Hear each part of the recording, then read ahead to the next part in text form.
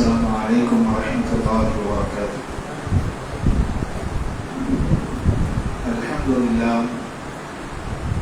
الحمد لله رب العالمين والعاقبة للمتقين والصلاة والسلام على أشرف الأنبياء والمرسلين وعلى آله وأصحابه والناس أجمعين فمن تبعهم بإحسان إلى يوم الدين. أما بعد،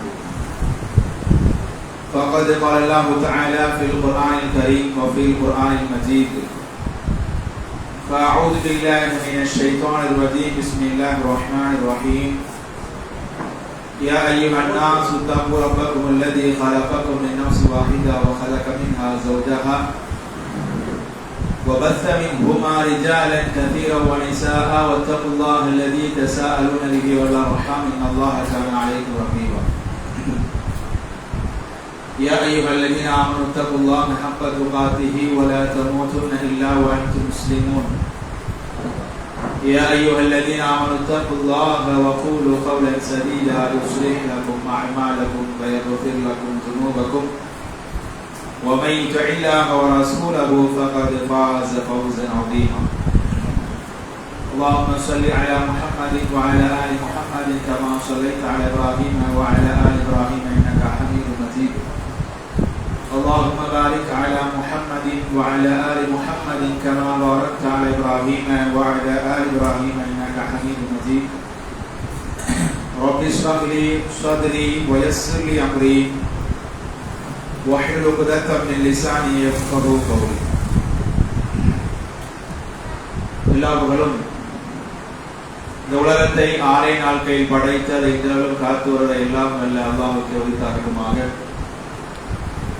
அவரது அன்பும் கருணையும் சாந்தியும் சமாதானமும் எப்படி வாழ்வது வாழ்க்கை அல்ல, இப்படித்தான் வாழ வேண்டும் என்கிற வாழ்க்கை வழிமுறையை நமக்கெல்லாம் கற்றுக் கொடுத்த மதீனாவுடைய தலைவர் எழுதி தூதர் ஸல்லல்லாஹு அலைஹி வஸல்லம் அவர்கள் மீதும் அவர்கள் அப்படியே பின்பற்றி வாழ்ந்த உத்தம சத்திய சஹாபாக்கள், தாபிஈன்கள், தபஅத் தாபிஈன்கள், இமாம்கள், குறிப்பாக அல்லாஹ்வுடைய இல்லத்தில் அல்லாஹ்வை தொழுதுவிட்டு அமர்ந்திருக்கக்கூடிய நம் அனைவர் மீதும் என்ன நிலவட்டுமாக. அன்பார்ந்த சகோதரர்களே, சகோதரிகளே, அல்லாஹ்வுடைய மாபெரும் கிருபையினால் சிறப்பிற்குரிய ரமலான் மாதத்தினுடைய 3-2 பகுதிகளை நிறைவு செய்து சுமார் 20 நோன்புகளை நோற்று முடித்துவிட்டு மிக முக்கியமான நாட்களாக இருக்கக்கூடிய அல்லாஹ் ரப்பல் ஆலமீன் குர்ஆனை சொல்லி காட்டுவதை போல ஷஹ்ரு ரமலான் அல்லதி உன்சில ஃபீஹில் குர்ஆன், ரமலான் மாதம் எத்தகையது என்றால் அந்த மாதத்தில் தான் அல் குர்ஆன் இறக்கப்பட்டது என்று சொல்லப்படக்கூடிய அல் குர்ஆன் இறங்கிய அந்த நாளை அடையக்கூடிய ஒரு முயற்சியில் நாம் எல்லாம் ஈடுபட்டுக் கொண்டிருக்கிறோம். அல்ஹம்துலில்லாஹ். இந்த நல்ல நேரத்தில் நேற்றைய தின உரையிலே சஹாபாக்களுடைய தியாகங்கள் என்கிற தலைப்பின் கீழே அல்லாஹ்வுடைய தூதர் ஸல்லல்லாஹு அலைஹி வஸல்லம் அவருடைய தோழர்கள் இந்த மார்க்கத்திற்காக தன்னுடைய ஈமானை பாதுகாக்க வேண்டும் என்ற காரணத்திற்காக அவர்கள் எவ்வளவு தியாகங்களை தன்னுடைய வாழ்க்கையில் செய்திருக்கிறார்கள் என்கிற ஒரு சில விஷயங்களை நேற்றைய உரையில் தெரிந்து கொண்டோம். அந்த வரிசையிலே இன்றைய தினமும் ஒரு சில செய்திகளை உங்களோடு பரிமாறிக் கொள்ளலாம் என்று ஆசைப்படுகின்றேன். அன்பார்ந்த சகோதரர்களே, இன்றைக்கு நம்முடைய கைகளில் இருக்கக்கூடிய அல் குர்ஆன், இந்த குர்ஆனை இன்றைக்கு நாம் கையில் வைத்து ஓதிக்கொண்டிருக்கிறோம் என்று சொன்னால் அதற்கு மிக முக்கியமான காரணகர்த்தாவாக இருந்தவர்களும் இந்த சஹாபாக்கள் தான். அல்லாஹ்வுடைய தூதர் ஸல்லல்லாஹு அலைஹி வஸல்லம் அவர்கள் இந்த உலகத்தில் உயிரோடு வாழ்ந்த காலகட்டம் வரை குர்ஆன் ஒரு புத்தகமாக எழுதப்படவில்லை. மாறாக பல சஹாபாக்கள் மனப்பாடமாக நெஞ்சிலே சுமந்து கொண்டிருந்தார்கள். அல்லாஹ்வுடைய தூதர் ஸல்லல்லாஹு அலைஹி வஸல்லம் சஹாபாக்களுக்கு குர்ஆனை ஓதி காட்டுவார்கள். அதை சஹாபாக்கள் மனப்பாடம் செய்து காரிகளாக, ஹாஃபில்களாக அவர்கள் இருந்து கொண்டார்கள். ஒரு கட்டத்தில் அபூபக்கர் சித்திக் ரலியல்லாஹு அன்ஹு ஆட்சி காலம், அதற்கு பிறகு வரக்கூடிய ஆட்சி காலத்தில் தான் குர்ஆனை நாம் ஒரு புத்தகமாக தொகுக்க வேண்டும், குர்ஆனை நாம் பாதுகாக்க வேண்டும் என்ற அடிப்படையில் சஹாபாக்களுடைய மிகப்பெரிய ஒரு முயற்சியின் அடிப்படையில் யாரிடமெல்லாம் அல் குர்ஆனுடைய வசனங்கள் சூறாக்கள் மனப்பாடமாக இருக்கிறதோ அனைவரையும் அழைத்து அவரிடமிருந்து வாங்கி பெற்று சூரத்துல் ஃபாத்திஹா முதல் சூரத்துல் நாஸ் வரை இருக்கக்கூடிய அந்த 114 அத்தியாயங்களை சஹாபாக்கள் தான் தொகுத்து நமக்கு தந்திருக்கிறார்கள். அவர்கள் அந்த காரியத்தை அன்றைக்கு செய்யவில்லை என்று சொன்னால் இன்றைக்கு நம்முடைய கையில் புத்தக வடிவில் குர்ஆன் இருக்குமா என்பது மிகப்பெரிய ஒரு சந்தேகமே. புத்தக வடிவில் இருந்துமே நம்மில் பலரும் குர்ஆனை எடுத்து படிப்பதில்லை, குர்ஆனை மனனம் செய்வதில்லை, குர்ஆனுடைய அர்த்தங்களை விளங்குவதில்லை. அப்படி இருக்கும் பட்சத்தில் குர்ஆனே இல்லை என்று சொன்னால் இந்த குர்ஆனுடைய நிலைமை இன்றைக்கு என்ன ஆகிருக்கும், அல்லது நம்முடைய நிலைமை என்ன ஆகிருக்கும், நாம் முஸ்லிம்களாக இந்த உலகத்தில் வாழ்ந்திருப்போமா என்பது மிகப்பெரிய ஒரு சந்தேகத்திற்குரிய விடயமாக இருக்கிறது. அதே போலதான் ஹதீஸ்களும்.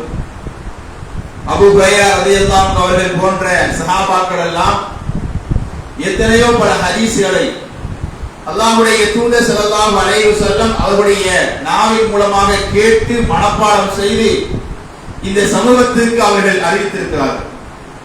அவர்கள் மட்டும் இந்த ஹதீஸ்களை எல்லாம் அவர்கள் மனனம் செய்து மக்களுக்கு சொல்ல வேண்டும் என்று சொன்னால் இந்த ஹதீஸ்களை இமாம்கள் தொகுத்திருக்க முடியாது. இமாம் புகாரி, இமாம் முஸ்லிம், இமாம் திருமிதி, இமாம் நசாயி, இமாம் அபூ தாவூத், இமாம் அஹ்மத் என்கிற நிறைய ஹதீஸ் கிதாபுகள் இன்றைக்கு இருக்கின்றன. அது குறிப்பாக புகாரி, முஸ்லிம் போன்ற ஹதீஸ் கிதாபுகள் முழுமையாக தமிழிலே மொழிபெயர்க்கப்பட்டு நம்முடைய கைகளில் இருக்கின்றன.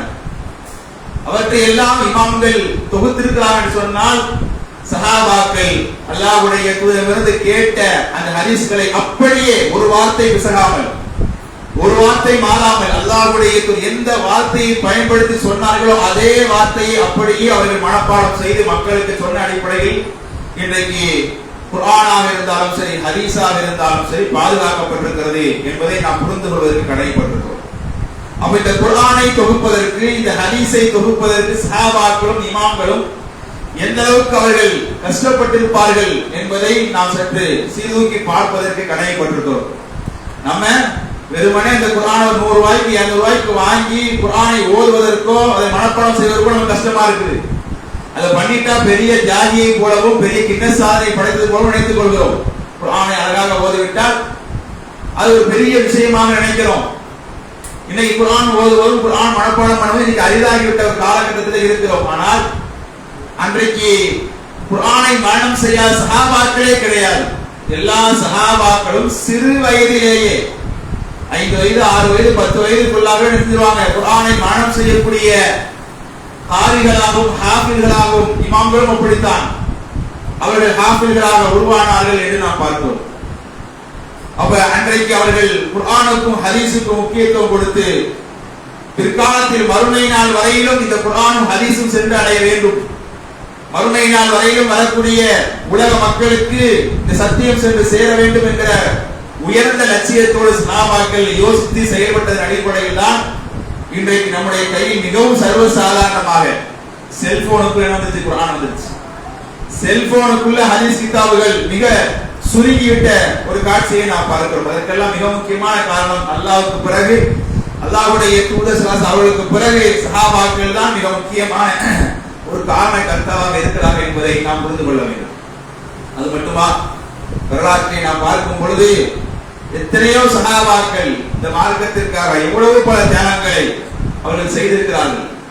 குறிப்பாக ஹிஜ்ரத் பயணத்தின் பொழுது அபூ சலமா என்கிற ஒரு நபி தோழர், அவர்கள் ஹிஜ்ரத் செய்ய வேண்டும், குடும்பத்தோடு ஹிஜ்ரத் செய்ய வேண்டும் என்று அவர்கள் நினைக்கிறார்கள் மக்காவிலிருந்து மதீனாவிற்கு.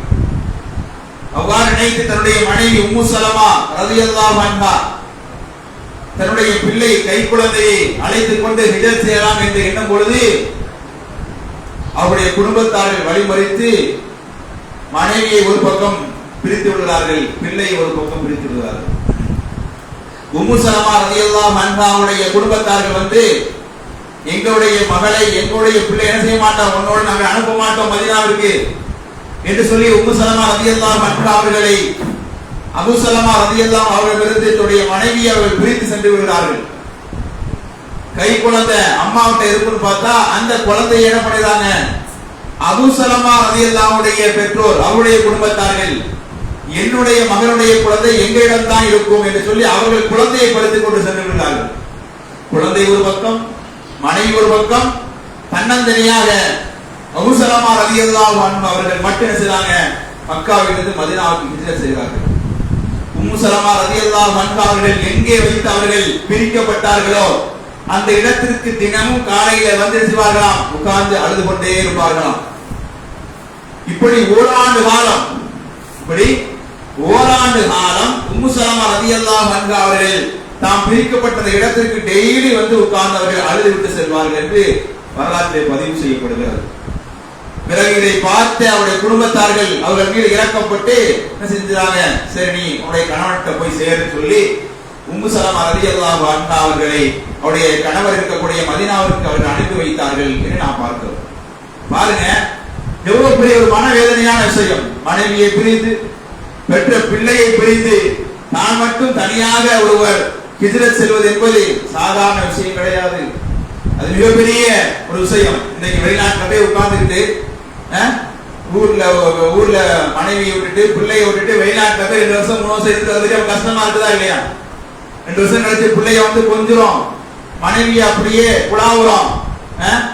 அது இங்க இருக்கக்கூடிய நம்முடைய ஒரு வேலை காரணமாக நம்முடைய பொருளாதாரத்தை நாடி வெளிநாட்டுக்கு போறோம். எப்பனாலும் நம்ம நினைச்சா கேன்சல் பண்ணிட்டு என்னுடைய வேலைக்கு தேவையில்லான்னு சொல்லி வேலையை விட்டு கூட கிளம்பி வந்துடலாம். ஆனாலும் அப்படிப்பட்ட ஒரு சூழ்நிலையில் கூட 2 ஆண்டுகள் 3 ஆண்டுகள் 4 ஆண்டுகள் நாம் வேலை செய்து விட்டு ஊருக்கு வரும் பொழுது நமக்கு இருக்கக்கூடிய பூரிப்பு, நமக்கு இருக்கக்கூடிய அந்த சந்தோஷம் என்பது சொல்ல முடியாது. அப்படி என்று சொன்னால் அன்றைக்கு அவர்கள் பிரிக்கப்பட்டு அவர்கள் சேரும் பொழுது அவர்களுக்கு எப்படி இருந்திருக்கும் என்பதை சரி நாம் நினைத்து பார்ப்பதற்கு கடமைப்பட்டிருக்கிறோம் அன்பான சகோதரர்களே. இப்படி ஒவ்வொரு சஹாபாக்குடைய ஹிஜ்ரத் பயணத்தை எடுத்து பார்த்தால் ஒவ்வொருவருக்கும் ஒவ்வொரு விதமான வழியை தரக்கூடியதாக அந்த ஹிஜ்ரத் பயணம் அமைந்தது என்று நாம் பார்க்கலாம். அதே போல ஒரு முறை சஹாபாக்களும் அல்லாஹ்வுடைய தூதர் ஸல்லல்லாஹு அலைஹி வஸல்லம் அவர்களும் இருக்கும் பொழுது ஒரு நபர் வருகிறார். வந்து, அல்லாஹ்வுடைய தூதரே, எனக்கு கடுமையான வயிறு பசி, எனக்கு இப்ப சாப்பாடு வேணும், எனக்கு கடுமையா பசிக்குது, எனக்கு ஒரு வேளை சாப்பாடு கொடுத்தீங்கன்னா கொஞ்சம் நல்லா இருக்கும் சொல்லி சாப்பாடு கேட்டு அல்லாஹ்வுடைய தூதர்கிட்ட வருகிறார். அல்லாஹ்வுடைய தூதர் ஸல்லல்லாஹு அலைஹி வஸல்லம் அவர்களை பொறுத்தவரையில் அவர்களுடைய பாணி என்னன்னு சொன்னா, ஒருவர் தன்னிடத்திலே ஒரு உதவி கேட்டு வந்தால் தன்னிடமிருந்து அந்த உதவியை செய்ய முடியுமா என்று முதலில் பார்ப்பார்கள். ஒருத்தர் இப்ப சாப்பாடு கேட்டு வந்துட்டாரு, இப்ப தன்னுடைய வீட்டுல சாப்பாடு இருக்கா, கொடுக்க முடியுமா செய்வாங்க. அல்லாஹ்வுடைய தூதர்கள் சில சஹாபாக்களை தன்னுடைய வீடுகளுக்கு அனுப்பி தன்னுடைய மனைவியாக வீட்டுல அனுப்பி, நீங்க ஏன் சாப்பாடு இருந்தா வாங்கிட்டு வாங்க எங்க வீட்டுல இருந்து அனுப்பி இருக்கிறாங்க. எல்லா மனைவிமார்களும் ஒரே கோரசா சொன்ன ஒரே வார்த்தை என்ன, நம்முடைய வீட்டுல குடிப்பதற்கு தண்ணியை தவிர இங்க ஒண்ணும் கிடையாது. எல்லா மனைவிமார்களும் சொன்ன வார்த்தை, நம்முடைய வீட்டுல குடிப்பதற்கு தண்ணியை தவிர எதுவும் கிடையாது என்று சொல்லி அனுப்பிவிட்டார்கள். அதற்கு பிறகுதான் அல்லாஹ்வுடைய தூதர் ஸல்லல்லாஹு அலைஹி வஸல்லம் சஹாபாக்களை பார்த்து கேட்டார்கள், தோழர்களே, என்னுடைய இந்த விருந்தாளியை உணவு கொடுத்து கண்ணியப்படுத்துவர் யார் உங்களில்? அதன் மூலமாக அல்லாஹ்வுடைய பெருளை அல்லாஹ்வுடைய அருளை பெறக்கூடியவர் யார் என்று கேட்ட பொழுது ஒரு சஹாபி முன் வந்தார். ஒரு சஹாபி செஞ்சாரு, அவர் முன் வருகிறார். ஒரு அன்சாரி நபி தோழர், அல்லாஹ்வுடைய தூதரே, நான் என்ன செய்றேன், இந்த நபரை அழைத்து கொண்டு நான் உணவு கொடுக்கிறேன். அபூ தல்ஹா ரலியல்லாஹு அன்ஹு அவர்கள் கையை உயர்த்தி நான் கொடுக்கிறேன். நைட்டு நேரம் வந்து கேட்கிறது சாப்பாடு. இப்ப நைட் நேரம் வந்து கேட்கிறாரு. இப்ப நாம பொதுவாகவே திடீர்னு ஒரு ஆள் நம்ம சாப்பாடு கொடுக்க வேண்டிய ஒரு சூழ்நிலை ஏற்பட்டால் நண்பரோ யாரோ ஒருத்தர் அவருடைய உணவு தேவையை நான் பூர்த்தி செய்ய வேண்டும் சொன்னா என்ன செய்வோம், வீட்டுக்கெல்லாம் கூட்டு போக மாட்டோம், அப்படியே ஹோட்டலுக்கு போவோம், ஏதாவது சாப்பாடு வாங்கி கொடுத்துட்டு அனுப்பி வச்சிருவோம். அப்படியே வீட்டுக்கு கூட்டு போனாலும் உடனே எல்லாம் கூட்டு போக முடியாது. வீட்டுல போன் பண்ணி பர்மிஷன் வாங்கினாதான் வீட்டுக்கு கூட்டு போக முடியும். மனைவிட்டியோ அம்மாட்டியோ போன் பண்ணி, அம்மா நானும் என் ஃப்ரெண்டும் வராங்க, ஏதாவது சோறு இருக்குதா இல்லையா அப்படின்னு கேட்கணும். அங்கிருந்து என்ன ரிப்ளை வரும், உனக்கு சோறு போறதே பெருசு, இதுல உன் ஃப்ரெண்டுக்கு எல்லாம் சோறு போடணுமா அப்படின்னு அங்கிருந்து ஒரு பதில் வரும். இப்படி என்ன செய்யும், வீட்டுல பர்மிஷன் வாங்காம வீட்டுக்குள்ள சோத்துக்கு நுழைய முடியாது, நம்ம கூட நுழைய முடியாது. நம்ம கூட வீட்டுக்கு போறதா கூட ஏமா நைட் சாப்பாடு இருக்குதா இல்லையா, இல்ல கையில சாப்பிடணுமா அப்படின்னு கேட்டுதான் வீட்டுக்கு நுழைய வேண்டியதா இருக்கு. அப்ப வேற இன்னொரு ஆளை கையில கூட்டு போனா சும்மா போக முடியுமா? கேட்டுதான் வீட்டுக்கு நுழைய முடியும். இல்லைன்னா கதை சாத்தி நீ வர வேண்டாம், உங்க நண்பர் வர வேண்டாம், வெளியே போறான்னு. இதான் நிலைமை இன்னைக்கு சூழ்நிலை. ஆனால் அன்றைக்கு அபூ தல்ஹா ரலியல்லாஹு அன்ஹு அவர்கள் ஒரே ஒண்ணுமே சொல்லல, அப்படியே அல்லாஹ்வுடைய தூதருடைய அந்த விருந்தினரை அழைச்சிட்டு அப்படியே போயிடுறார் வீட்டுக்கு போய் தன்னுடைய மனைவியை கொண்டு சொல்றார், மனைவியே, இவர் அல்லாஹ்வுடைய தூதர் ஸல்லல்லாஹுடைய விருந்தினர், அவரை நம்ம கண்ணியப்படுத்தணும், நம்ம வீட்டுல என்ன சாப்பாடு இருக்கு அப்படின்னு கேட்கிறார். அவங்க சொன்ன பதில பாருங்க. அவர்கள் பதில் சொல்றார், அபூ தல்ஹா ரலியல்லாஹு அன்ஹு மனைவி பதில் சொல்றார்கள், கணவரே, உங்களுக்கும் சோறு இல்ல எனக்கும் சோறு இல்ல, நைட் சாப்பிடுறது, உங்களுக்கும் சாப்பாடு இல்ல எனக்கும் சாப்பாடு இல்ல, கொஞ்சோண்டு சாப்பாடு இருக்கு. யாருக்கு? நம்ம புள்ளைக்கு. நம்ம புள்ள சாப்பிடுறதுக்கு மட்டும் கொஞ்சோண்டு உணவு இருக்கு, நீங்க சாப்பிடுறது கிடையாது, நான் சாப்பிடுறது இங்க சாப்பாடு கிடையாது அப்படின்றாங்க. உடனே அபூ தல்ஹா ரலியல்லாஹு அன்ஹு அவர் என்ன சொன்னாங்க அப்படின்னா, சரி ஓகே, கொஞ்சோண்டு சாப்பாடு இருக்குல்ல அது போதும், நீங்க என்ன பண்ணுங்க, நம்முடைய குழந்தையை சீராட்டி பாராட்டி விளையாட்டு காட்டி தூங்க வச்சிருங்க. குழந்தைய நீங்க எப்படியாவது சாப்பாடு கொடுக்காம நீங்க தூங்க வச்சிருங்க. தூங்க வச்சுட்டு எங்களுக்கு நீங்க சாப்பாடு, அந்த இருக்கிற சாப்பாடு, குழந்தைங்க வச்சிருக்கீங்களா கொஞ்சோண்டு சாப்பாடு, அதை கொண்டு எங்களுக்கு பரிமாறுங்க. பரிமாறும் பொழுது நீங்க என்ன செய்யணும்னா, விளக்க நீங்க அணைச்சிடணும். விளக்க நீங்க தெரியாத மாதிரி அணைச்சிட்டு வந்துடணும்.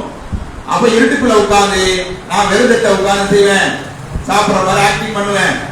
வந்த விருந்தாளிக்கு அந்த கொஞ்சோண்டு சாப்பாடு, குழந்தைகளுக்கு சாப்பாடு வச்சீங்கன்னா அவர் என்ன செய்வாரு, வயிறார சாப்பிட்டு அவர் போயிடுவாருன்னு சொல்லி அபூ தல்ஹா ரலியல்லாஹு அன்ஹு ஒரு ஐடியா சொல்றாங்க. தன்னுடைய மனைவி எந்த மறுப்பும் சொல்லவில்லை. அதுதான் மிக முக்கியமான விஷயம். கணவர் சொல்லிட்டாருன்னா எல்லா பேச்சையும் மனைவிமார் கேட்டுருவாங்களா? என்னையா சொல்றாங்க, மனசாட்சி இருக்கா கொஞ்சமாவது?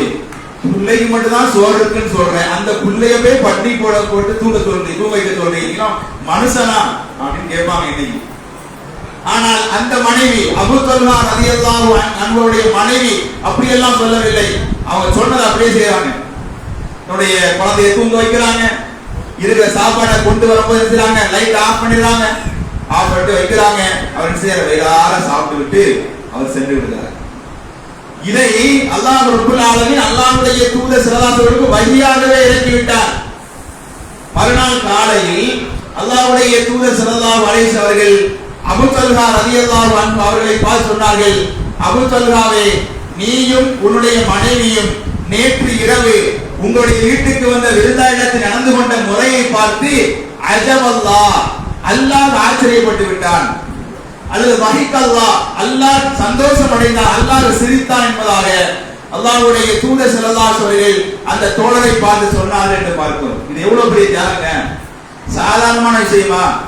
எனக்கு சாப்பாடு இல்ல, என் மனைவிக்கு சாப்பாடு இல்ல, என் சின்ன கை குழந்தைக்கு கொஞ்சோண்டு சாப்பாடு வச்சிருக்கேன், அதை நான் என்னுடைய வீட்டுக்கு வந்த விருந்தாளிக்கு நான் கொடுத்துட்டு, அதுவும் சரி லைட் எல்லாம் போட்டுட்டு அவருக்கு கொடுத்தா தெரிஞ்சிடும் இவங்களுக்கே சாப்பாடு இல்ல, இவங்க வீட்டுல போய் நம்ம சாப்பிட மாட்டோமே, அவருக்கு பண்ணுவாரு, என்ன பண்ணிடுவாரு, கிளம்பி போயிடுவாரு. சரி, அவர் வந்த விருந்தினரை கிளம்பி போக வைக்க கூடாது, அல்லாஹ்வுடைய தூதருடைய விருந்தினர், அதனால இருக்கிற சாப்பாடை கொடுத்து அவரை கண்ணியப்படுத்த சொல்லி அதுக்கு ஒரு பிளான் பண்ணி கச்சிதமா அந்த சாப்பாடு கொடுக்கிற அந்த விருந்து முறையை கச்சிதமா பண்ணி முடிச்சார். அப்படின்னா அது எவ்வளவு பெரிய விஷயம், சாதாரணமான விஷயமா? இன்னைக்கு நாம எத்தனை பேர் இப்படி பண்ணுவோம்? யாரும் இதை செய்வோம்? செய்யறதுக்கு வாய்ப்பே இல்லை. அப்ப அந்த சம்பவத்தை அல்லாஹ்வே பார்த்து வியந்தான், அல்லாஹ்வே பார்த்து ஆச்சரியப்பட்டான் என்று அல்லாஹ்வுடைய தூதர் சொல்றாங்க என்று சொன்னால் அவர்கள் எந்த அளவுக்கு அது அல்லாஹ் ரப்பல் ஆலமீன் ஒரு குர்ஆன் வசனத்தை இறக்குறான். குர்ஆன் வசனத்தை இறக்கி அவர்களை பாராட்டும் விதமாக அல்லாஹ் சொல்கிறான், வயசிரூன அலா அன்ஃபுஸிஹிம் வலவ் கான பிஹிம் கஸாஸா.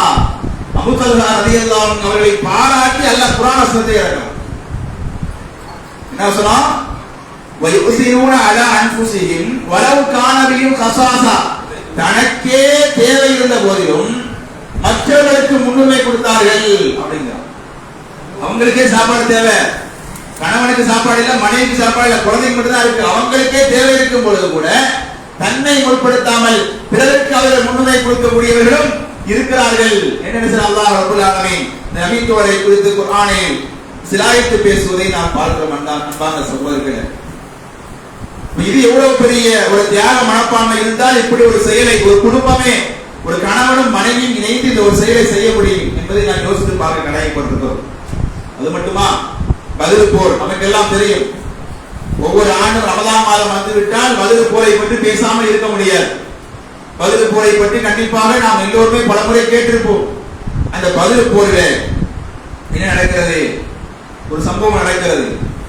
அல்லாஹ்வுடைய தூதர் ஸல்லல்லாஹு அலைஹி வஸல்லம் அவர்கள் சஹாபாக்களை அழைத்து ஆலோசனை செய்கிறார்கள். பத்ர் போர் என்பது சண்டைக்காக போனதில்லை. அபூ சுஃபியான் ரலியல்லாஹு அன்ஹு தலைமையில் செல்கின்ற அந்த வியாபார கூட்டத்தை வழிமறிக்க வேண்டும், அதை பறிமுதல் செய்ய வேண்டும் என்று தான் நம்ம சண்டை போடுறது நோக்கம் கிடையாது. அதனால அல்லாஹ்வுடைய பெரிய ஏற்பாட்டெல்லாம் சரி போகல, வந்தா வாங்க, வர்றவங்க வரலாம், வரலனால பிரச்சனை இல்லைன்னு சொல்லி அல்லாஹ்வுடைய சொல்லிட்டாங்க. அதனால எல்லா சஹாபாக்களும் வரல, ஒரு 300 பேர் தான் வந்திருக்காங்க. ஆனா ஒரு கட்டத்துல என்ன ஆயிடுது, அங்க 1000 பேர் திரண்டு வந்துட்டான் அபூ ஜஹல் தலைமையில. வீம்புக்கு நிக்கிறான், நாங்க சண்டை போட்டு ஆகும்னு சொல்லி. நம்ம என்ன செய்ய முடியாது, ஓடி ஒழிய முடியாது. மதீனாவுக்கு நாங்க போறோம், நாங்க வந்த வேலை இது கிடையாது, சண்டை போட நாங்க வரல, நாங்க வந்த வேலை இது இல்லைன்னு சொல்லி அவங்க திரும்பி போயிருந்தா முஸ்லிம்கள் மீது எதிரிகளுக்கு ஒரு சாதாரணமாக ஒரு பயம் இல்லாம போயிருக்கும். முஸ்லிம்கள் பயங்கொடைகள் ஓடி போயிட்டாங்கன்னு சொல்லி சொல்லிடுவாங்க. அதனால போர் செய்து ஆக வேண்டும் என்கிற ஒரு கட்டாயம் ஏற்படுகிற பொழுது அல்லாஹ்வுடைய தூதர் ஸல்லல்லாஹு அலைஹி வஸல்லம் அங்கே சஹாபாக்களை அழைத்து ஆலோசனை செய்கிறார்கள். அல்லாஹ்வுடைய தூதருக்கு என்ன அவசியம் இருக்கு ஆலோசனை செய்யறதுக்கு? சஹாபாக்களை கூட்டு மசூரா பண்ணவங்களுக்கு எந்த அவசியமா இருக்குதா? ஒரு அவசியம் இல்லை. ஏன்? அல்லாஹ்வுடைய தூதர் ஸல்லல்லாஹு அலைஹி வஸல்லம் அல்லாஹ்வுடைய நேரடி கண்காணிப்பில் இருக்கிறார்கள். அல்லாஹ்ட்ட கேட்டா போதும், அல்லாஹ் மசூரா சொல்ல போறான். நான் இப்ப சண்டை போடணுமா வேண்டாமா, அல்லாஹ் நீயே சொல்லு, நீ ஓகேனா பண்றேன், இல்லைன்னா கிளம்பி போய்கிட்டே இருக்கிறேன் அப்படின்னு சொல்லிருக்கலாம். ஆனா அங்க அல்லாஹ்வுடைய பதிலை அங்க எதிர்பார்க்க, சக முஸ்லிம்களுடைய நிலைப்பாடு என்ன என்பதை அங்கே அவர்கள் யோசிக்கிறார்கள். சஹாபாக்கள் மசூரா பண்ணி நம்ம இப்ப என்ன பண்ணலாம், போர் செய்யலாமா வேண்டாமா? முதலாவதாக அபூபக்கர் சித்திக் ரலியல்லாஹு அன்ஹு எழுந்தார்கள், அல்லாஹ்வுடைய இடத்திலே போர் செய்வோம் என்று சொல்லிவிட்டு அமர்ந்தார்கள். இரண்டாவது உமர் இப்னு கத்தாப் ரலியல்லாஹு அன்ஹு எழுந்தார்கள், அவர்களும் போருக்கு ரெடி என்று சொல்லிவிட்டு உட்கார்ந்தார்கள். மூன்றாவது மிக்தாத் ரலியல்லாஹு அன்ஹு அவர்கள் எழுந்தார்கள், அவர்கள் சொன்னார்கள், அல்லாஹ்வுடைய தூதரே, மூசா நபியிடத்தில் அவருடைய சமூக மக்கள் சொன்னார்களே, மூசாவே நீயும் ஒரு அப்பம் போய் சண்டை போடுங்க, நாங்க இங்க உட்கார்ந்து வேடிக்கை பார்க்கணும்னு சொன்னாங்களே, அது போல நாங்க உங்களுக்கு சொல்ல மாட்டோம் அல்லாஹ்வுடைய தூதரே, நீங்கள் எங்களை அழைத்துக் கொண்டு கடலிலே மூழ்க சொன்னாலும் நாங்கள் மூழ்குவதற்கு தயார் என்று சொல்றாரு. மிக்தாத் ரலியல்லாஹு அன்ஹு சொல்லிவிட்டு அமர்ந்து விடுகிறார். அல்லாஹ்வுடைய 3 பேர் மசூரா சொல்லியாச்சு, சரி ஓகே கிளம்ப சண்டை போடுறதுக்கு. அல்லாஹ்வுடைய தூதர் கிளம்பல, திரும்பியும் கேட்கிறாங்க மசூரா, சஹாபாக்களை எனக்கு ஆலோசனை கூறுங்கள். ஏன் கேட்டார்கள் தெரியுமா? முதலில் ஆலோசனை சொன்ன 3 பேரும் யார்? முஹாஜிர்கள். அபூபக்கர், உமர், மிக்தாத் ரலியல்லாஹு அன்ஹு 3 பேரும் முஹாஜிர்கள். அவர் சொத்தை இழந்தவர்கள், சுகத்தை இழந்தவர்கள், எல்லாத்தையும் இழந்தவங்க. அவங்க சண்டை போட ரெடியா தான் இருப்பாங்க, அவங்கள்ட்ட கேட்கணுன்ற அவசியமும் கிடையாது. ஆனா யார்கிட்ட கேட்க வேண்டிய அவசியம் இருக்கு? அன்சாரிகள்கிட்ட கேட்க வேண்டிய அவசியம் இருக்கு. ஏன்னா அந்த 300 சொச்சம் படையில அன்சாரிகள் தான் அதிகம், முஹாஜிர்கள் கம்மி. அதனால இந்த போரின் மூலமாக மிகப்பெரிய பாதிப்பு அடைவது அன்சாரிகளாகத்தான் இருக்கும். அன்சாரிகள் மதீனாவில் முஸ்லிம்கள் முஹாஜிர்கள் இருக்கும்போது பாதுகாக்க வேண்டும் அவர்களை என்பதுதான் ஒப்பந்தமாக இருந்தது. மதீனாவுக்கு வெளியே அன்சாரிகள் முஹாஜிர்களை பாதுகாக்க வேண்டும் என்ற கட்டாயம் எல்லாம் அவங்களுக்கு கிடையாது. அதனால அல்லாஹ்வுடைய திரும்ப மசூரா நைசா கேட்கிறாங்க, சூசகமா கேட்கிறாங்க. அப்போ ஒருத்தர் இருந்தார், சஅத் இப்னு முஆத் ரலியல்லாஹு அன்ஹு அவர்கள் என்கிற அன்சாரி நபி தோழர் இருந்தார். அல்லாஹ்வுடைய தூதரே, நான் அன்சாரிகள் சார்பாக பேசுகிறேன், நீங்கள் திரும்ப மசூரா கேட்பதை பார்த்தால் அன்சாரிகளாகிய எங்களுடைய பதிலை நீங்கள் எதிர்பார்ப்பது போல் தெரிகிறது அப்படின்னு. நீங்க திரும்ப கேட்கறத பார்த்தா எங்க பதில் என்னவா இருக்கும், எங்க நிலைப்பாடு என்னவா இருக்கும் என்று நீங்க கேட்கிறீங்க தெரியுதே. அதே பதில் தான், எந்த மாற்றமும் இல்ல. நீங்கள் எங்களை அழைத்துக் கொண்டு கடலிலே மூழ்க சொன்னாலும் நாங்கள் மூழ்க தயார். மதீனாவில் இருக்கும் பொழுது, வீட்டுக்குள் இருக்கும் பொழுது மட்டும்தான் நான் உங்களை பாதுகாப்பு நினைத்துக் கொண்டீர்களா? நீங்கள் எங்கே சென்றாலும் உங்களுடைய உயிருக்கு பாதுகாப்பாக நாங்கள் இருப்போம். எங்களுடைய உயிரை கொடுக்க வேண்டும் என்ற நிலை ஏற்பட்டாலும் நாங்கள் கொடுப்பதற்கு தயார். அல்லாஹ் எங்கள் மூலமாக உங்களுக்கு எதை நாடுவானோ அதை நாடட்டும் என்று சொல்றாங்க. அன்சாரிகள் சார்பாக அந்த அன்சாருடைய தலைவராக இருக்கக்கூடிய சஅத் இப்னு முஆத் ரலியல்லாஹு அன்ஹு சொன்ன பிறகுதான் அல்லாஹ்வுடைய தூதர் ஸல்லல்லாஹு அலைஹி வஸல்லம் போர் செய்வதற்கே தயாரானார்கள். அப்ப இங்க அன்சாரிகளாக இருந்தாலும் சரி, முஹாஜிர்களாக இருந்தாலும் சரி, அல்லாஹ்வுக்காக உயிரையே கொடுக்க முன்வந்தாங்க. குறிப்பா முஹாஜிர்களை கூட அவர்கள் இழந்தவர்கள், கஷ்டப்பட்டவங்க, அதனால கொடுத்து வந்தாங்க என்று வைத்துக் கொண்டாலும் கூட அன்சாரியுடைய அந்த முடிவு என்பது எதிர்பாராத ஒரு முடிவு. மிகப்பெரிய பிரச்சனைகள் அவர்களுக்கு தான் இருக்குது. ஆனாலும் அவர்கள் தைரியமாக அல்லாஹ்வுடைய மார்க்கத்திற்காக நாங்கள் போர் செய்ய தயார் என்று அவர்கள் சொன்னார்கள் என்று சொன்னால் அது எவ்வளவு பெரிய தியாகம். உயிரை கொடுப்பதை விட ஒரு தியாகம் இருக்க முடியுமா? இந்த உலகத்திலேயே அதிகபட்ச தியாகம் அப்படின்னு எடுத்துக்கிட்டா எதுங்க? உயிரை கொடுக்கிறதுனா உயிரை கொடுக்கிறது தாண்டி தியாகம் இருக்கா? இல்ல. அப்ப உச்சபட்ச தியாகம், தியாகத்திலேயே உயர்ந்த தியாகத்தை செய்வதற்கு அன்றைக்கு சஹாபாக்கள் இருந்தாங்க, முன் வந்தார்கள் என்று நாம் பார்க்கிறோம். பதில் போர் மட்டுமா? எத்தனையோ போர்கள், உஹது போர், அகல் போர், நிறைய போர்கள், வாத்தா போர், தபூக் போர், இப்படி நிறைய போர்கள் இருந்தாங்க சஹாபாக்கள். மதீனாவுக்கு சென்ற பிறகு கூட அல்லாஹ்வுடைய மார்க்கத்தை பாதுகாக்க வேண்டும் என்கிற காரணத்திற்காக உயிரை கொடுக்க துணிந்தார்கள். சரி, மக்கால தான் படாதபாடு பட்டோம், கஷ்டப்பட்டோம், சரி நிம்மதியா மதீனாவுல உட்காரலாம்னு பார்த்தா மதீனால வந்து சண்டை தானே, வருஷத்துக்கு வருஷம் சண்டை. பல சகாபாக்கள் உயிரை கொடுத்தார்கள். எவ்வளவு பெரிய ஒரு சூழ்நிலையில் அவருடைய வாழ்க்கை இருந்தது, வாழ்க்கை சென்று கொண்டிருந்தது என்பதற்கு இதெல்லாம் மிகப்பெரிய ஒரு பாடங்களாக இருக்கிறது. அதே போல பாருங்க, இந்த பத்ர் போர்க்களம் என்பது எந்த அளவுக்கு மிக முக்கியமான ஒரு போர்க்களம் என்பதை ஒரு சமயத்துல அல்லாஹ்வுடைய தூதர் ஸல்லல்லாஹு உணர்த்துகிறார்கள். ஹாத்திப் பின் அபி பல்தா என்ற ஒரு நபி தோழர் ஹிஜ்ரி 8ஆம் ஆண்டு அல்லாஹ்வுடைய தூதர் ஸல்லல்லாஹு அலைஹி வஸல்லம் ஒரு 10,000 சஹாபாக்களை திரட்டி கொண்டு மக்காவை கைப்பற்றுவதற்காக, பத்ரு மக்கா, மக்கா வெற்றி அடைவதற்காக நினைச்சாங்க, ஒரு திட்டம் திட்டி மக்காவை நோக்கி படையெடுக்கிறார்கள். இந்த ரகசியமா அல்லாஹ்வுடைய தூதர் பண்றாங்க, மக்காவுக்கு தெரியாமல், மக்காவுக்கு தெரியாமல் நம்ம ரகசியமா திட்டம் திட்டி போய் அட்டாக் பண்ணி மக்காவை நாம கைப்பற்றணும். இதுதான் அல்லாஹ்வுடைய திட்டம். இந்த ரகசியத்தை என்ன பண்றாரு? ஒரு நபி தோழர் மக்காவுக்கு லெட்டர் எழுதி அனுப்பி சொல்லிடுறார். ஹாத்திப் பின் அபி பல்தா ரலியல்லாஹு அன்ஹு சஹாபி, அவர் மக்காவாசிகளுக்கு ஒரு லெட்டர் அனுப்புறாரு.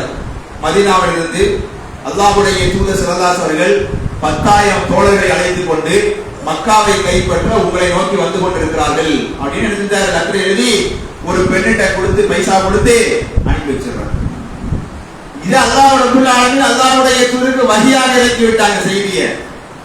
அல்லாஹ்வுடைய தூதர் சில சஹாபாக்களை சொன்னார்கள், தோழர்களே, பக்கத்துல ஒரு தோட்டம் இருக்கும், அந்த தோட்டத்துல ஒரு பெண் இருப்பால், அவள்கிட்ட ஒரு லெட்டர் இருக்கும், அதை பறிமுதல் பண்ணிட்டு வாங்க அப்படின்னு அல்லாஹ்வுடைய சொல்றாங்க.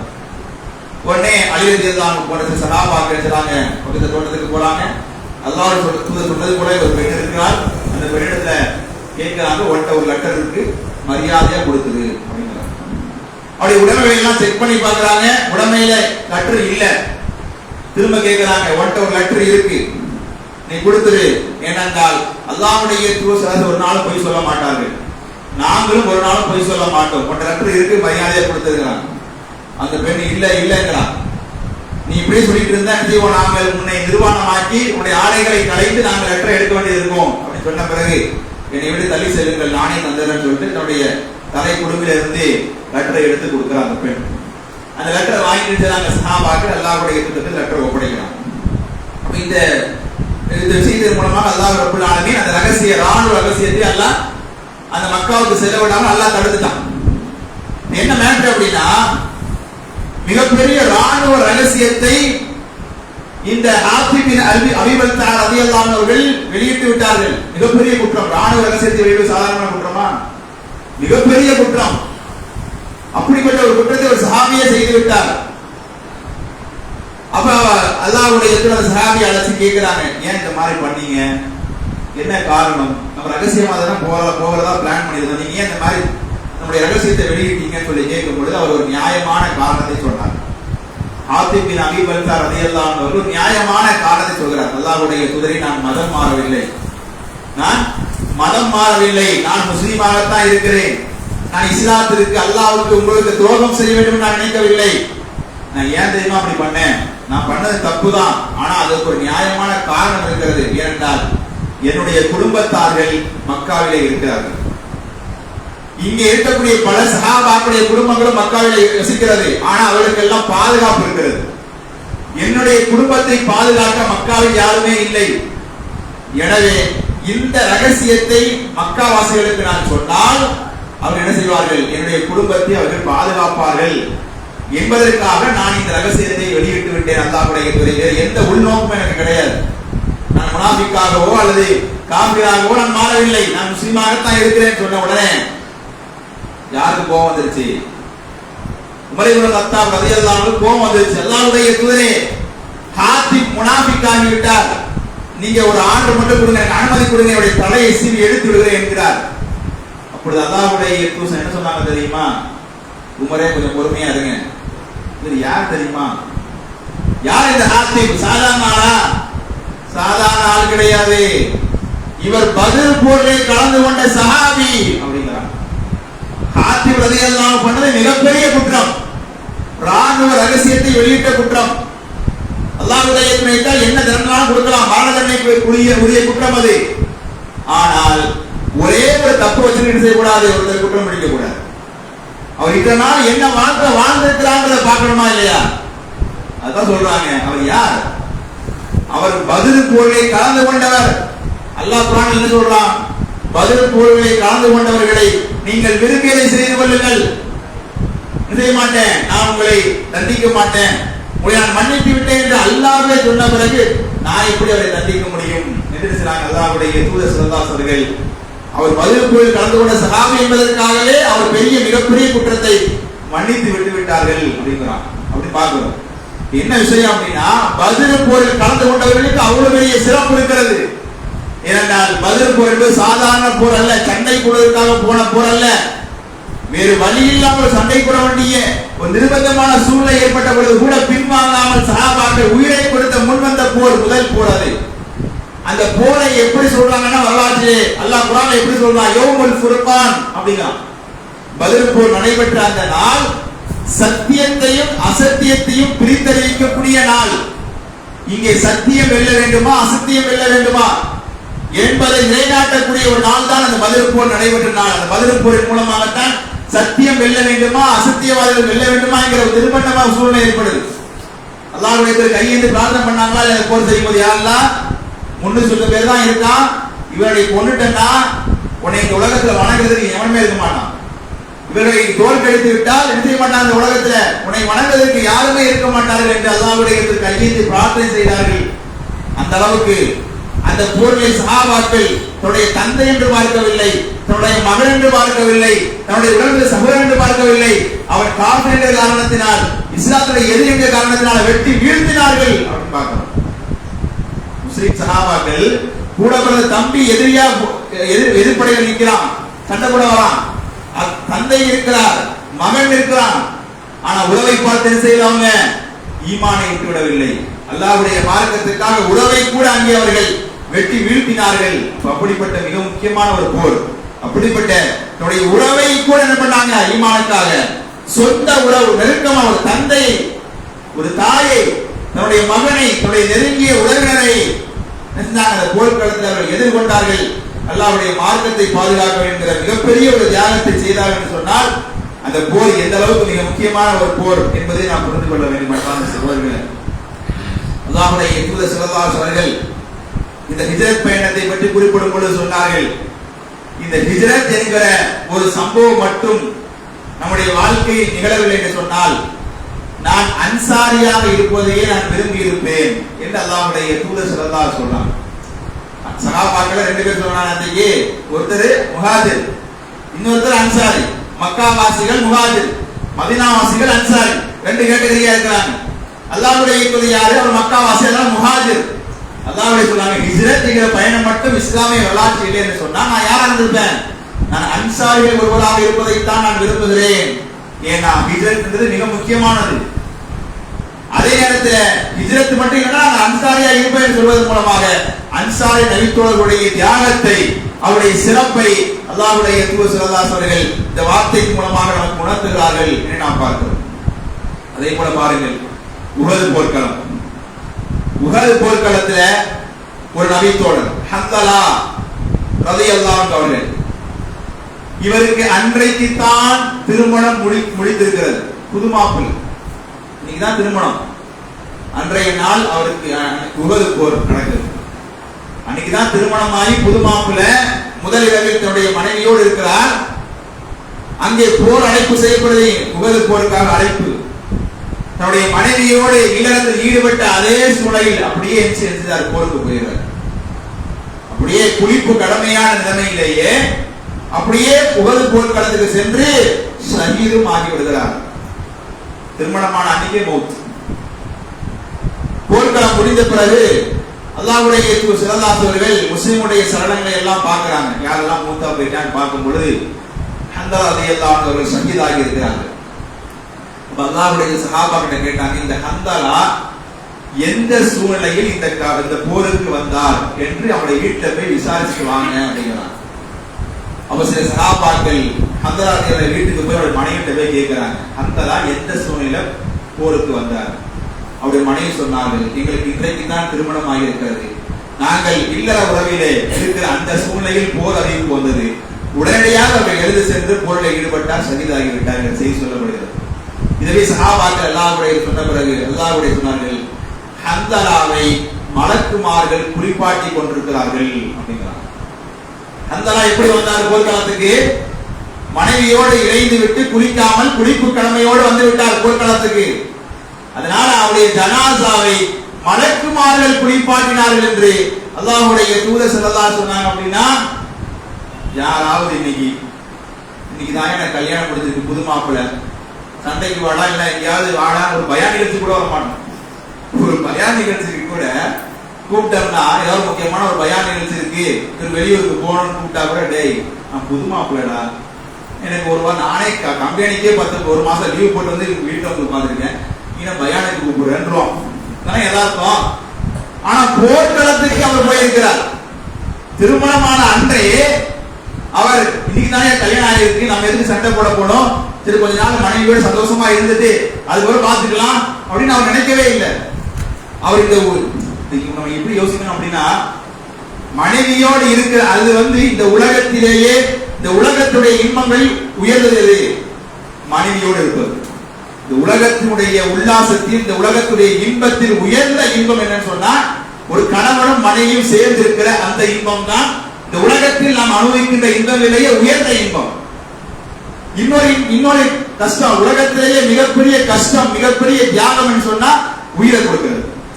அப்ப உலகத்திலேயே உயர்ந்த இன்பத்தை விட்டுட்டு உலகத்திலேயே உயர்ந்த ஒரு தியாகத்தை அவர் அடைந்திருக்கிறார். எவ்வளவு பெரிய விஷயம்! மிகப்பெரிய உலகத்திலேயே மிகப்பெரிய இன்பத்தை அவர் சர்வசாதாரணமா விட்டுட்டு இந்த உலகத்திலேயே உச்சபட்ச தியாகம் எதுவோ அதை சர்வசாதாரணமாக அவர் அடைந்திருக்கிறார் என்று சொன்னால், அவருடைய மனது எப்படிப்பட்ட ஈமானால் நிறைந்திருந்தால் அவர் அப்படிப்பட்ட ஒரு போர்க்களத்தை சென்று தன்னுடைய உயிரை கொடுப்பதற்கு அவர் முன் வந்திருப்பார் என்பதை நாம் சிந்திப்பதற்கு அடையப்படுகிற மன்பார்ந்த சகோதரர்களே.